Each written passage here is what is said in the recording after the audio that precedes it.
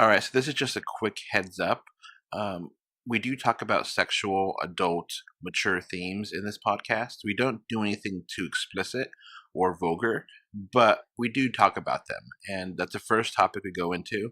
So if you have little ones, or if you're sensitive to sexual themes, you may want to skip ahead a few minutes. I'll put in the information box exactly how much time to skip ahead, but just wanted to give everyone a quick heads up so you are aware. It came from the third dimension. This is 3D or 2D.com's The 3D Show! Season 2, now twice as sexy! Put on your 3D glasses now. And if you're wondering what the 3Ds are in The 3D Show, well, they stand for discussion, debate, and the news. I do hope you enjoyed the show. The show, get it? Duh.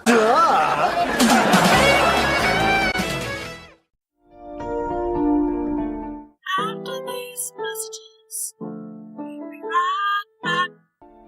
This podcast is brought to you by 3D Wiggle. With 3D Wiggle software, you can impress your family and friends with 3D gifts and videos. To find out more information, please click on the link in the description for 20% off coupon as well. This podcast is also brought to you by Patreon. With Patreon, you can become a patron and get this podcast commercial free and get many more benefits. Please click on the description again to get more information. Now, back to the show. Hello. This is Adolph Vega with 3D or 2D, and this is Jake, back from the abyss. and we're doing the 3D Show 71, which it's been a while. A long time, actually. Uh-huh. We've had quite a few movies to review between the now and the last time we recorded, and we just had Comic-Con, and we had quite a few 3D movie trailers to talk about, and one controversy we need to talk about. So, Jake, what do you want to talk about first? I think we might want to start with the controversy. Get it out of the way. Okay. All right. So, just in case anyone hasn't heard of the James Gunn controversy, he has been fired from Disney, and he's no longer going to write and direct Guardians of the Galaxy Volume 3. And the reason behind this is because he had some inappropriate jokes on Twitter. Now, the thing is, that's just the tip of the iceberg, though.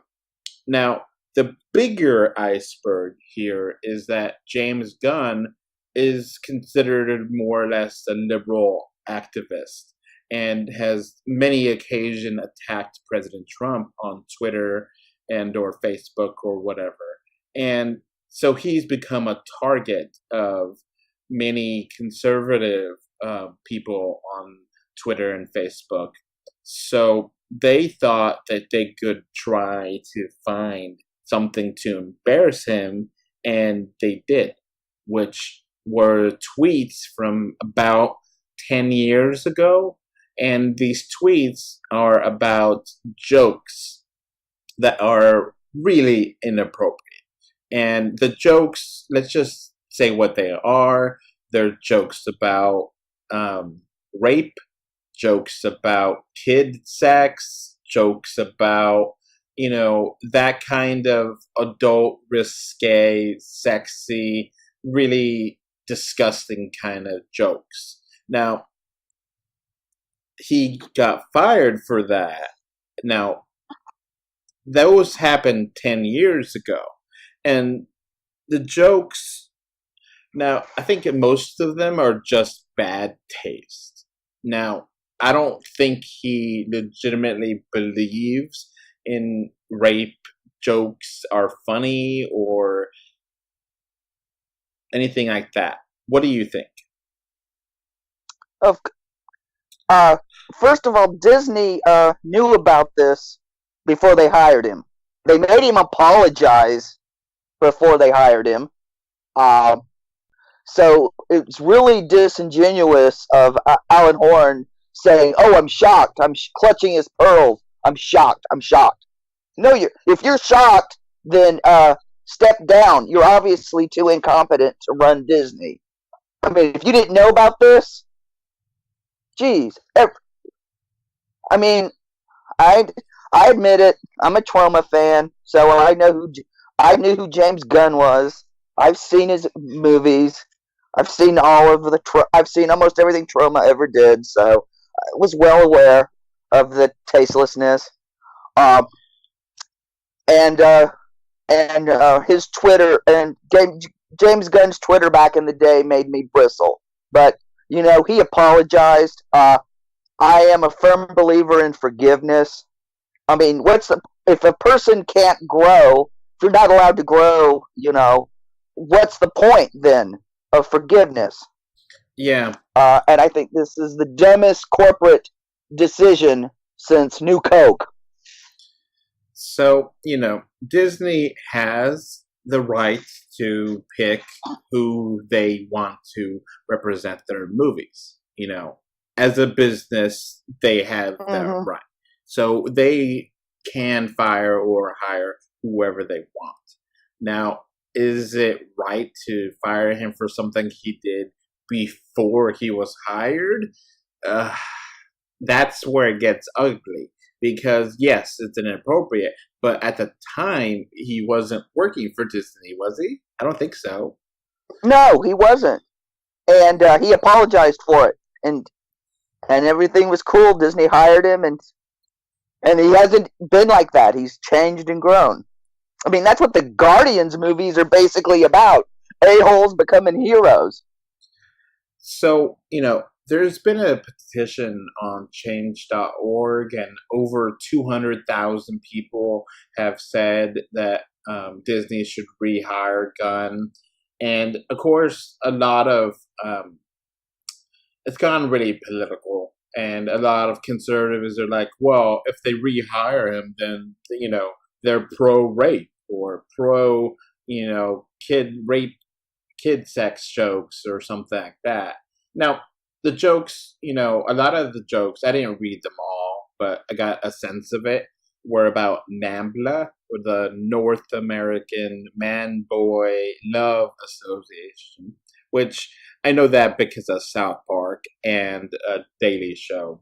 And, they made fun of them all the time. So it's just really tasteless humor, and I get it. Yeah. I get why I see both ends of this. I don't like it. People are like saying, well, it's the same thing as Roseanne. And the thing is, I legitimately think Roseanne is racist.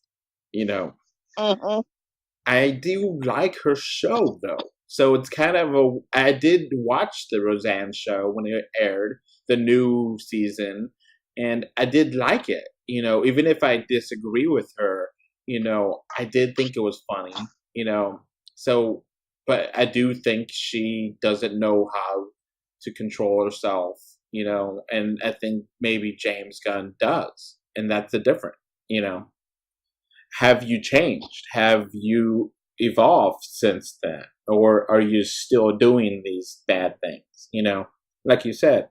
And I think that's the difference. Roseanne has de-evolved, and James Gunn maybe has evolved, And it's, I think, a good example of doing the right thing for the wrong reasons, or, where, yeah, you don't do jokes about rape or kids having, sex or whatever, but at the same time, you shouldn't do this because, conservative bloggers are trying to get him, So it's the wrong reason, but they're justified to do what they want. They are trying to have a kid or family-friendly kind of idea and concept. Disney is a family-friendly, corporation. So there is stipulations and things that people want from and expect from Disney. So they're in the right to be able to fire him, but should they? I don't like it. I don't like it either way, I just thought it was a bad move. Because like I said, it hurts their. It's gonna hurt.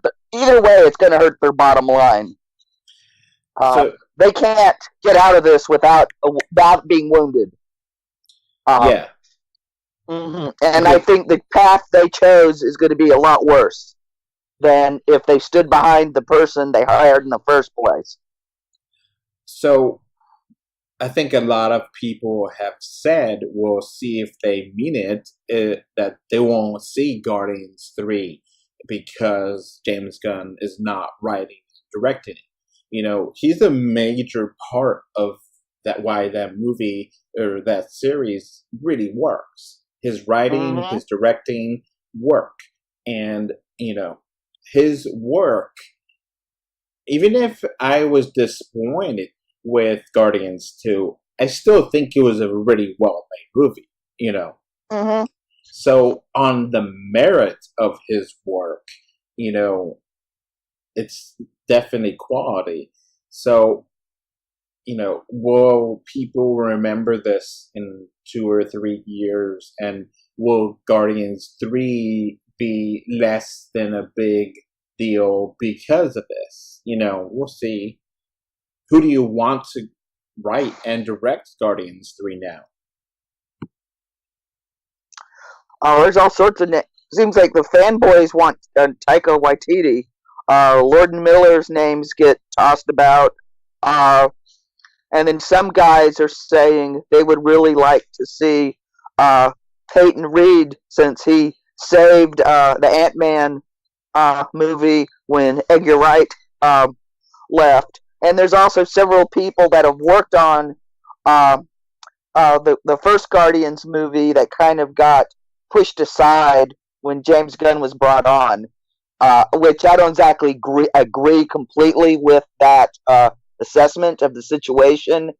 But, I mean, there's several female directors that Marvel just interviewed for Captain Marvel that they took a pass on, but they would be more than capable of doing a third Guardians movie. Would it be James Gunn's movie? No.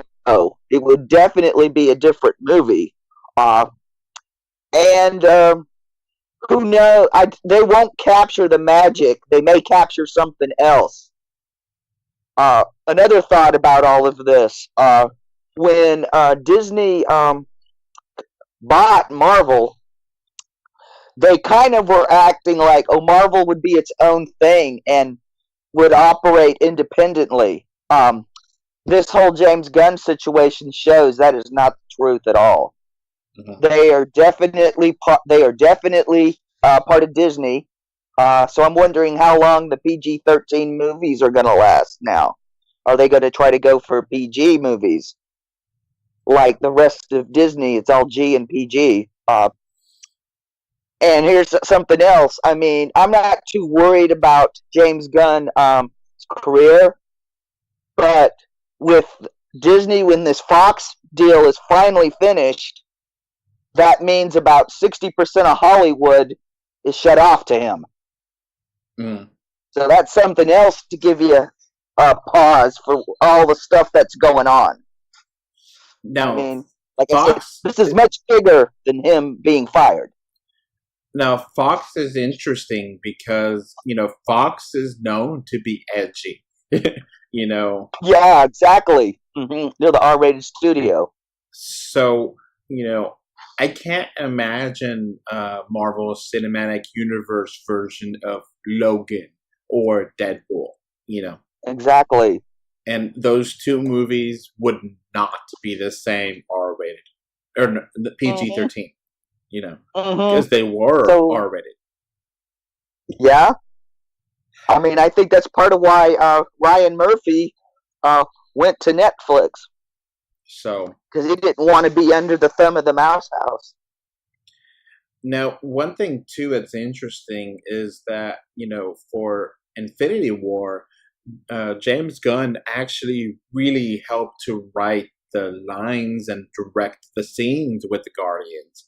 Now, I think Avengers 4 is in post-production, so we'll see if have to change things up for Avengers 4, or if it's already done, you know?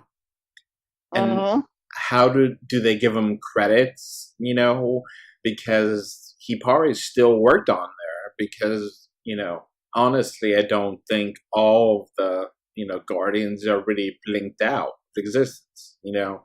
So, or are they going to keep them dusted and just not even have a Guardians 3? Just, they don't come back. Yeah, I don't see that happening. I don't see that, you know. Oh, and what about James's brother Sean? Is he going to keep working for? I mean, he does the capture work for Rocket. He plays Kraglin. Is he going to stick around? So yeah, really good questions. This is not going to really go away instantly. It's not going to go away in a snap. Terrible. Exactly. But still, you know, we'll see how things change. You know, I think Avengers 4 is basically, you know, almost done except for CG and maybe some reshoots here and there. But they're just going to keep that under wraps as long as they can, you know. So I think I think we got this topic really done. So let's move on to some lighter stuff. And After these messages, we'll be right back. This podcast is brought to you by 3D Wiggle. With 3D Wiggle software, you can impress your family and friends with 3D gifts and videos. To find out more information, please click on the link in the description for 20% off coupon as well. This podcast is also brought to you by Patreon. With Patreon, you can become a patron and get this podcast commercial free and get many more benefits. Please click on the description again to get more information. Now, back to the show. Let's move on to the other side, which is DC Comics and Warner Brothers, because during Comic-Con, they had quite a big show. Yeah, they won the con, pretty much, with their trailers. So we have Shazam, Aquaman, and Godzilla, and Fantastic Beasts 2. So which one do you want to talk about first? Oh, let's start with Godzilla. Okay.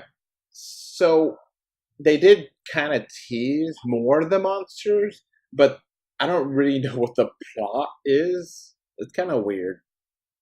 I don't even need to know. All I saw was my childhood in front of me. And I'm like, oh, I'm so there. I saw Godzilla. I think I saw Millie Bobby Brown petting Gamera. Of course, we saw Mothra. We saw Rodan, King Ghidorah. I mean, wow. This is going to be like all-out monster attack. You know, destroy all monsters. I mean, my 3-year-old inner self is ecstatic. So we did see the movie started off with, I'm not 100% sure, but I think it's the actress that plays Eleven in Netflix's Stranger Things. And that really shocked me. I did not know she was doing this movie or anything outside of Stranger Things, you know? It's good to see her and do she pretty much plays 11 in this. She just, in the trailer, she's pretty much 11, except no psychic power. She's just screaming mostly. I mean, there were a lot of good actors in the trailer. And we're finding out the Monarch is a thing. They go more into it. If you remember, you know, Kong Island, the end tease was, you know, Monarch. Spoilers. Oh man, I don't remember that. Jane Ives is the actress that plays Eleven. So just making sure people know, you know. Now, Godzilla, the one that came out, was it 2013, I think? 2014? At Yeah. first, I was kind of bored with it, but it really got me. And I really liked it at the end. I think, it was just a kind of a slow burn, and I digged it. So I'm excited for it. I don't know how much of the human element is really important. It's how much of it's just going to be monsters battling one another, and that's it. I just think it's kind of weird they're trying to make Godzilla a hero. I kind of remember hearing that Godzilla is kind of like the supposed to be the quote unquote good one, and it is more of I guess a protector of man, and not really a villain. I guess it's a kind of a weird thing. You ever heard that before? Yeah, when they were promoting some of the when they were recut when I was a kid and they were dubbing and recutting the Japanese movies, they would try to make him more heroic and kid friendly, and I was like, "F that," and tried to hunt up the Japanese versions to get a a, a real taste of Godzilla or God, it's what they call him in Japan is just because that used to be the separating point. Now it seems like they call him Godzilla everywhere. Okay. So, I'm interested. I'm not super excited yet. I want to see the monsters actually on screen, not teases, but it's a good teaser. Hmm. It looks a lot better than most of the American Godzilla movies. Oh, yeah. Hmm. Yeah, I'm looking at you, Matthew Broderick. You I'm looking know, at you, Raymond, for 85. that Godzilla movie, it's so horrible. It's kind of great. Uh huh. All right. So let's Oh, keep. there's a. Okay. So have we covered this trailer? Oh, and Mothra. Let's talk about Mothra. When Let's do it. Mothra lifts her. Oh my God, that shimmer. Oh my God, that was so awesome. Yeah, it looks very angelic. Uh huh. Very I think I mystical. could have. I think I could have done without the classical music though. That was just a little bit of. My eyes were rolling. Yeah. All right, let's go Okay. to Aquaman. Oh yeah.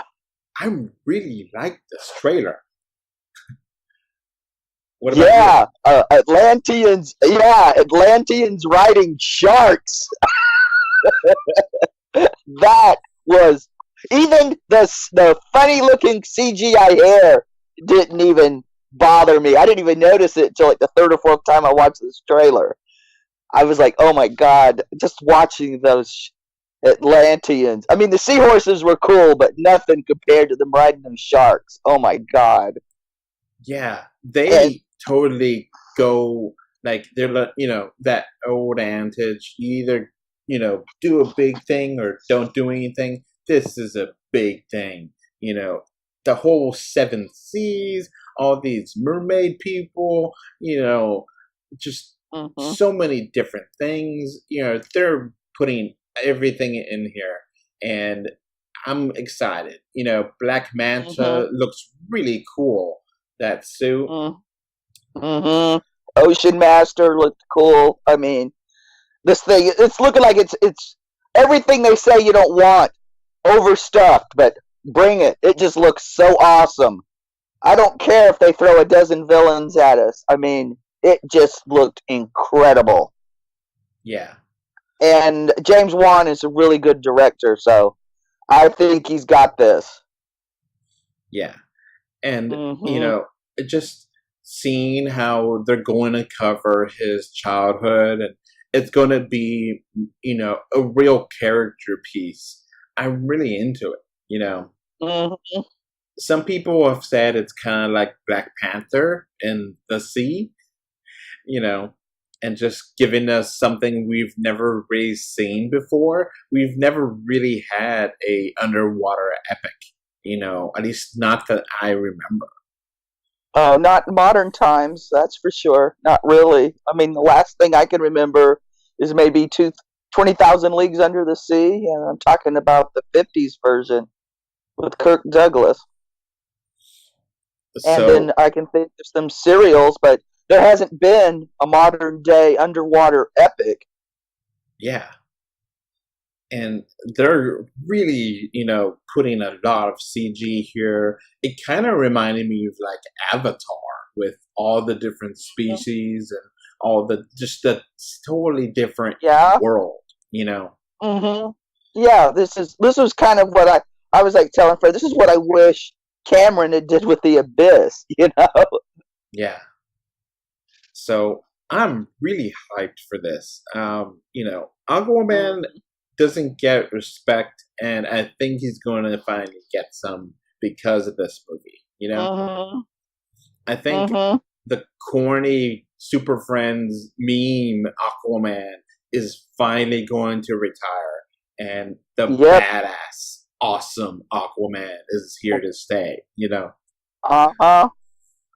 Yep. So let's go to another DC movie with Shazam. Oh, this was a fun trailer. Yes, It was hilarious. it was everything it needed to be. Mm-hmm.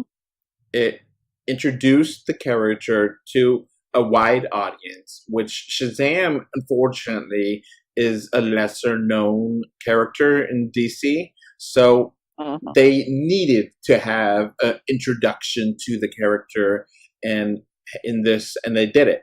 And it's funny, it's very wholesome and sweet, and it just everything works. It feels kind of like a Marvel movie, which is kind of a Mm-hmm. compliment for DC. Yeah. Mm-hmm. Yeah, it's kind of like Big Meat Superheroes. And that's exactly what the comic book is really inspired by.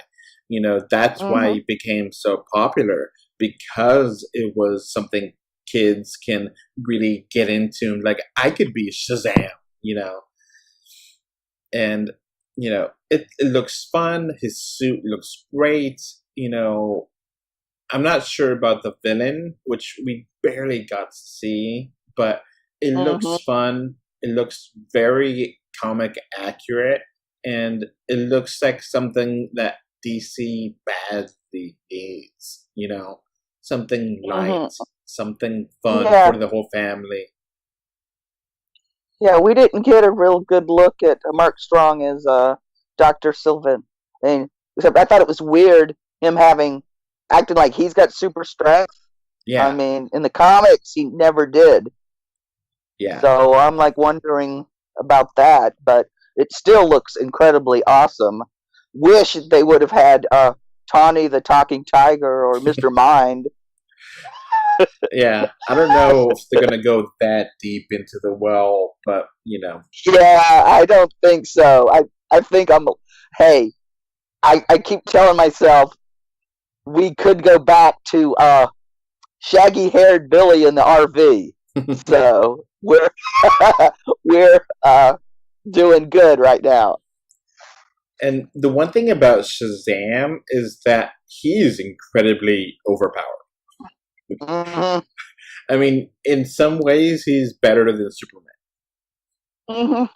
but he has the mind of a kid, which holds him back. You know, Hmm.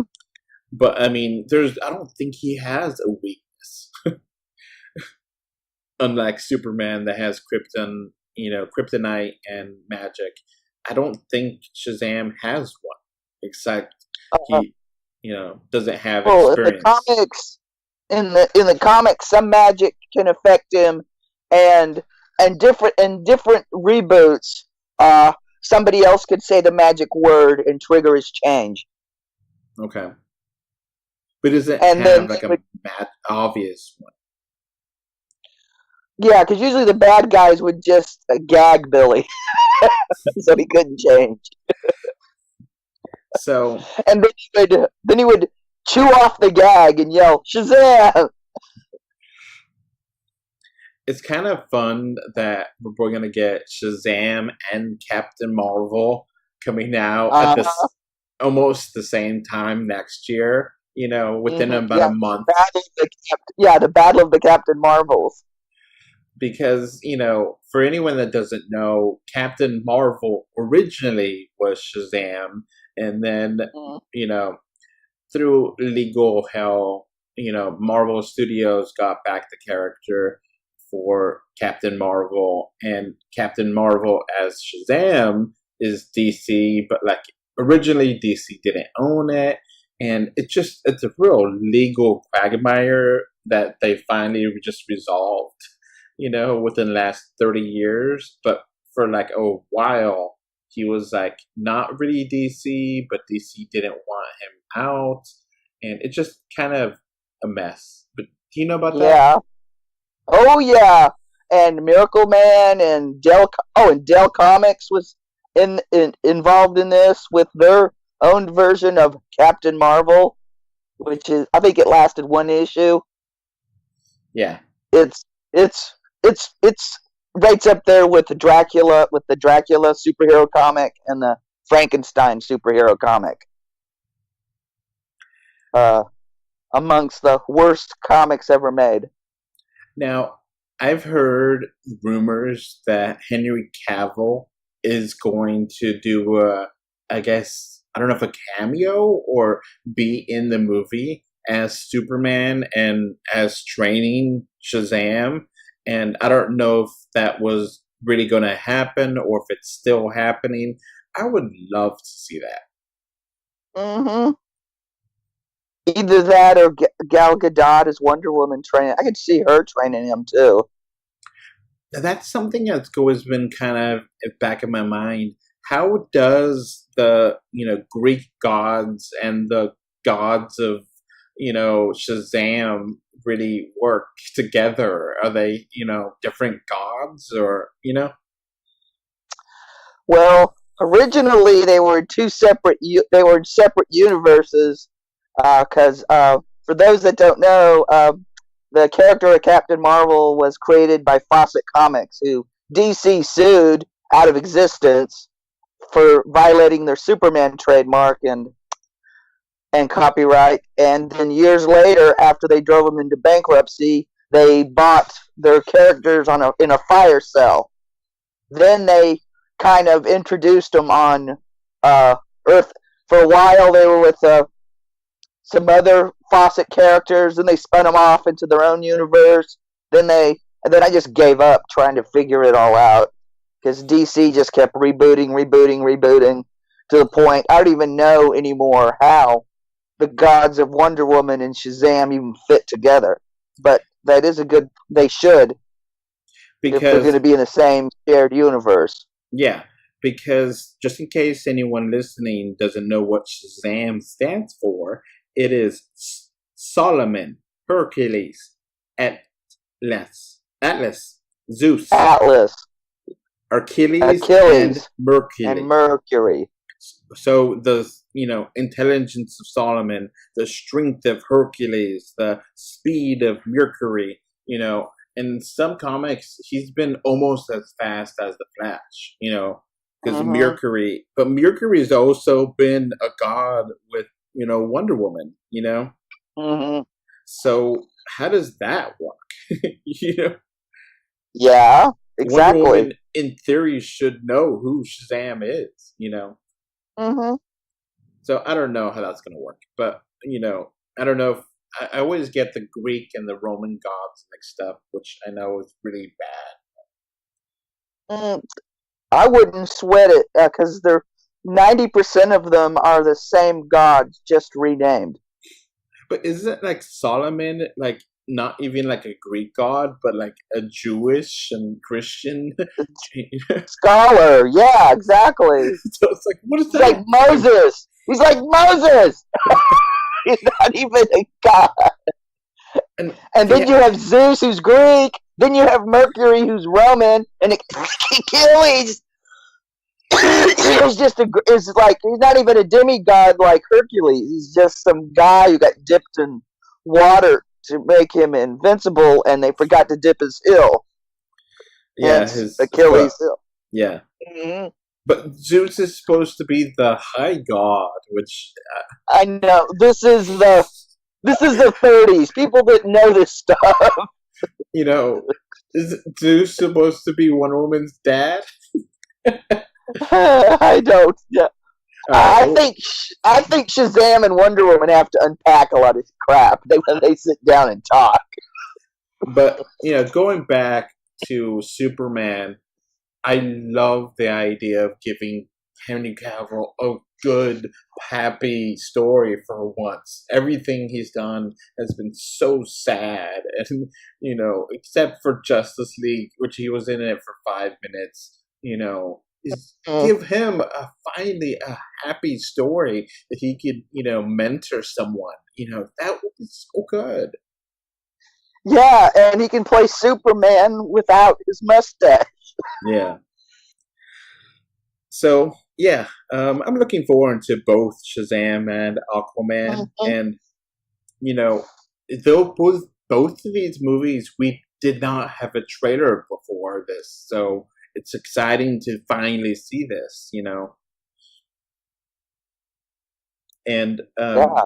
the DC movie universe now is called the Worlds of DC.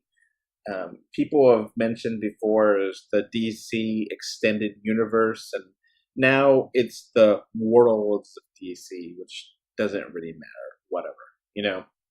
Yeah. Mm-hmm. So It's that not going way, to change anything.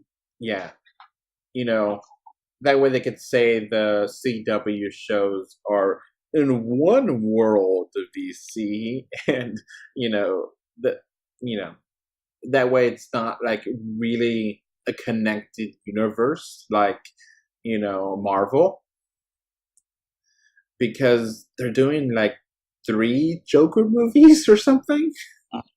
Oh, Jesus. I think at least 2. One with Jared Leto and one with Joaquin Phoenix. Mm-hmm. But And I'm like, whatever. If it's a good movie, I'll sit down. DC's got to be careful. I think they regained a lot this year at Comic-Con with these trailers. But if they burn their audience, I don't think they're going to come back again. yeah, I mean, I think it'll be worse than how people stayed home from Justice League. so let's keep going. We got a Fantastic Beasts 2 trailer, and apparently there's a big thing in there about Harry Potter universe that I did not catch. Do you know what I'm talking about or no? I'm not that big of a Potterhead. I'm kind of like, I read the books once. I've seen the movies, maybe each one I've probably seen twice, except Fantastic Beasts. First one I've only saw it once. Yeah, that's the thing. The first one, the first Fantastic Beasts, it's like, I like it, but it's not as good as the Harry Potter movies, Mm-hmm. And it's really a weird way to start a new franchise, but a prequel franchise. And I like this trailer. I think I'm warming up a lot to this second movie more than the first, Mm-hmm. Yeah. And I don't really keep up with it because, like I said, Harry Potter fandom has gotten to be really toxic. I mean, a lot of fandom. I know, but it just seems. But Harry Potter, they used to be kind of chill, but now they're like they want to lynch. You got guys want to lynch Johnny Depp, and I'm not even going to go there. I know I mentioned it. I shouldn't have, but you reach a point, why do I have to care about people I don't know, never going to meet, and have no real knowledge of a situation? Why do I have to have an opinion? Mm-hmm. And I got tired of being called a wife beater because I don't have an opinion. I don't know. Leave me alone. I mean, that's how I feel about it. I don't know. Yeah. You don't know either. And they don't know either. Yeah, I mean, as an actor, I've kind of soured on Johnny Depp because he plays the same basic role, Uh-huh. dark, Yeah. moody kind of guy over and over again, and I'm just kind of tired of it. I think he Mm-hmm. definitely has talent as an actor, but I definitely think his the things going on with his ex-wife are horrible. So it's yeah, it's Mm-hmm. just But like I said, he's. I mean, who knows? And when he at least he's not turning himself into Tyler Perry of action like The Rock. yeah. I mean, the guy needs to make fewer movies. Looking at you, skyscraper. And I am really liking this younger Dumbledore. You know, Mm-hmm. I Yeah, mean, Jude Law. Jude Law is a great actor, and I really like Mm-hmm. him. He has a good presence on screen. The one thing that's really weird is that the Fantastic Beasts movies are really based on actors you may know, and like the Harry Potter series was really a lot of fresh Yeah. faces. Like you didn't know the kids before Harry Potter because that was their first movie, basically. So it's a Mm-hmm. little weird to have, and they keep showing that regular guy in the trailer, and it's like, wait, I thought they brainwashed him so he doesn't know what's going on in the magical world, you know? Yeah. But I guess not. I don't know. I don't know either. It just seems like they can't make up their mind what they want. He plays Jacob Kwazowski, and he's a kind of a regular guy, the straight guy in the movie that I don't know about magic, and but it's like I thought it was fun in the first movie, but they're really gonna keep going with that in the second one, or what? I don't know. I don't know either. All right, we got one Uh, last movie. We got a new trailer for Alita Battle Angel. Do you know anything about this? uh, I haven't read the novel. I did read the manga years and years and years ago, translation of it, Okay. and I've seen the anime. So that much I'm familiar with Battle Angel Alita. Um, the character of Alita really triggers the uncanny valley. She's really creepy looking. And not in a like a ooh cool scary way. It's just unsettling. Uh, Oh, because and a the lot of eyes. the eyes, yeah. And the thing with me is, if you were going to make her look like the character in the anime and the manga, you would narrow her chin out, change her nose, but all they did was just enlarge her eyes on the face. They, so all it did is just make this actress look weird. And giving her robotic CGI arms and stuff doesn't change how unsettling it looks. And how it just looks like a weird meme. Looks like some kids playing around with Snapchat filters. That's actually a really good way to describe it.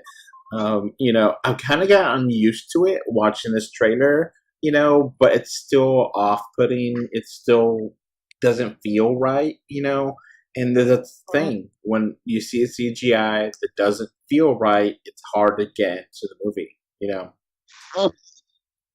And Now, the from the scene, eyes. and the scenes in the trailer looks like they are really being a faithful adaptation to the source material. So, what's the basic story of Alita? Without spoilers. Alita was elite fighting weapon that gets ditched in a junkyard, and this inventor finds her and repairs her and helps her regain her memory. That's pretty much it, what I remember. Okay. I mean, and there's people trying to find her because she's got all this old tech that they have forgotten. Okay. That's pretty good. That's more information in the trailer because they're just like, oh, you've been, we haven't seen your brain in 300 years or something. I was like, I don't know what you're talking about. Yeah. They're just, I think they're just assuming that, it's James Cameron. You don't need to know anything. And I'm afraid James Cameron has been gone long enough from the public arena. There's a whole generation of movie fans who aren't familiar with his work, except as they might have seen something when they were a kid. Because he hasn't had a movie on the big screen in a long time. Since Avatar. Exactly. Which is why the 3D... Yeah, which is why the 3D came back. And a lot of 3D people are hoping... I'm optimistic, but not too hopeful, that when the next Avatar comes out, that it rekindles people's interest in 3D. I hope it does, but I wouldn't count on it.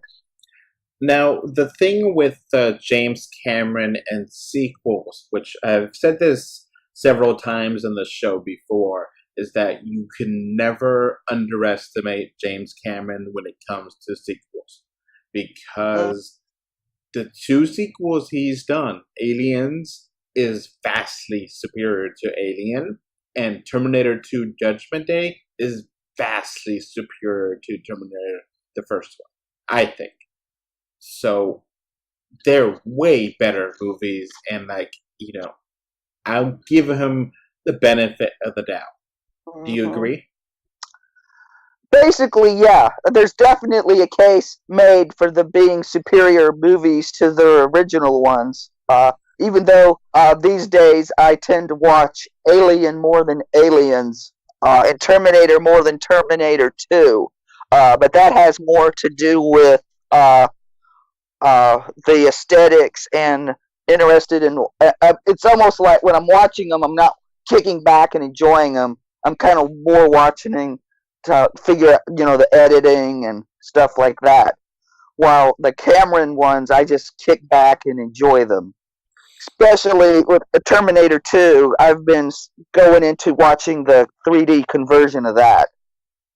Yeah, I reviewed that when it came out last year, and it looks great in 3D, which, I love the movie. It's a classic, and, James Cameron knows how to do 3D. If it's filmed in 3D or converted, he knows how to do it.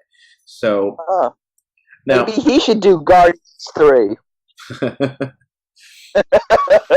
Just saying. Yeah.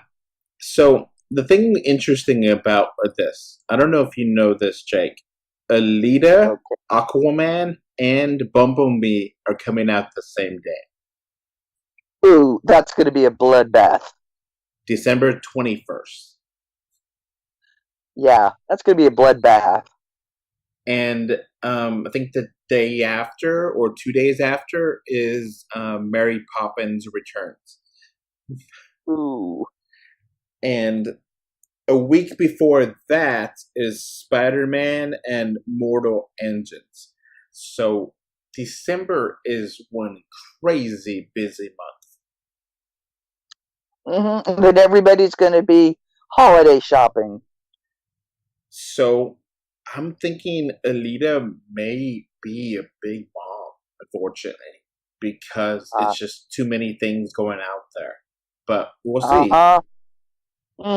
And very few people are familiar with Alita, because I haven't seen the manga or the anime mentioned in decades. Last time I heard somebody talking about either was in the 90s. So there's no brand awareness of it, and they're not doing anything to make people aware of what it is. They're just they're just assuming geeks know everything, and that's not true. And they're also assuming that the Cameron name alone is going to get butts and seats, and that's I don't think is true either, except in the case of Avatar. Yeah, and I think Avatar is more just like a epic movie that everyone just had to see. You had to see that in 3D. You really had to see it in the movies. I've tried to see it again on Blu-ray. It doesn't have the same effect. You need to see it in a big screen. So yeah, December is going to be crazy. I think I think Spider-Man's going to do well. I think Aquaman will do well. I think Mortal Engine's going to flop. I think Alita is probably going to flop. I think Bumblebee will be okay. But I'm still surprised that It's going to be the word of mouth on Bumblebee, because people have been burned so much by the Transformers franchise. I mean, because they really pissed away their goodwill on the popularity of those characters with those crappy movies. So if Bumblebee is good and word of mouth is good, you might even see a bigger second week than the first week. So is a possibility. I'm still shocked that all of these movies are coming out in December, and 3 on the same day. 3 action movies at that. They're all going for the same basic person.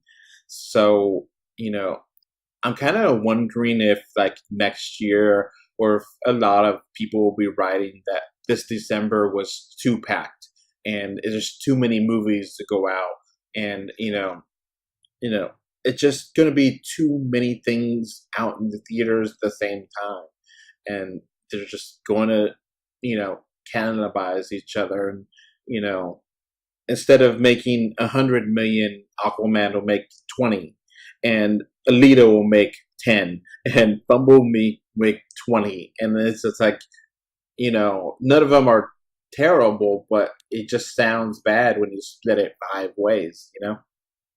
And if you live near an AMC, you might want to invest in an AMC version of Movie Pass. Because it might be the only way you can afford to go to all these movies. Yeah. It's just crazy, I was really thinking that Alita was going to get delayed. If not, Aquaman or Bumblebee, because we didn't see much of anything for a while on any of these movies, See, Aquaman, we just got the first trailer, but I know Warner Brothers and DC is desperate to keep going with, their movies. So I was like, okay, that's definitely happening.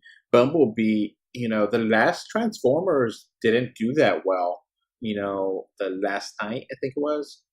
So there's no reason to keep it in December unless they wanted to have toys, which is a big deal for Christmas, So it makes sense that Alita Battle Angel would just be delayed to like March or something. I don't know what's coming out in the spring of 2019, but have it doesn't have to be Christmas anymore. You could, have, June or, April or something else. Just when hell, Black Panther shows you can launch $1 billion movie in February. Yeah. All right. Hell, The Matrix was a hit in March. Yeah. It doesn't matter if the movie is good. Audiences will come. Yeah. And if you put too many movies out at the same time, people are just gonna skip some of them, and it may not deserve to be a flop. We'll see. All right. Yeah. Well, I think we covered everything we needed to cover. We think it's a pretty great podcast. Anything else? Awesome. Oh, I think we did it. I think we covered all that's 3D in our world right now. Yeah. all within about an hour. You know, we could probably go for another hour, but you just time. Yeah.